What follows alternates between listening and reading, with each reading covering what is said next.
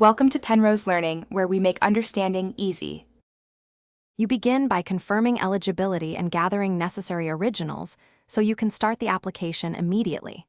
Once you have diplomas, sealed transcripts, translations, and ID, complete the official application form using accurate institution names and dates.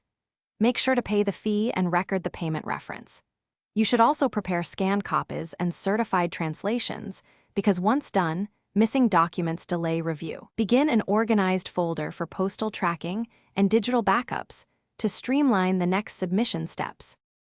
You now submit documents, focusing on secure delivery and verifiable steps so the authority accepts your packet without queries. When required, attach notarized translations and apostilles. Use the official portal if available or registered mail with tracking.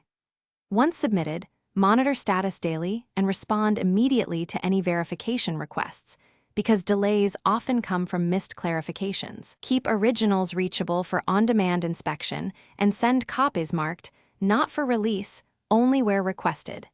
You complete the process by reviewing the issued equivalence certificate carefully for name, qualification, and date accuracy. Request corrections promptly if anything is wrong. If the application is rejected, ask for explicit reasons and submit corrected or missing documents within the stated deadline, because targeted fixes move applications forward faster than full resubmissions.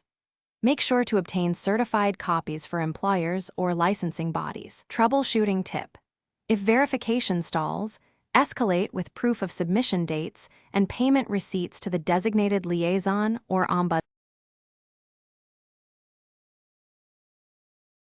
Thanks for watching. If this was helpful, leave a like and consider subscribing. See you next time.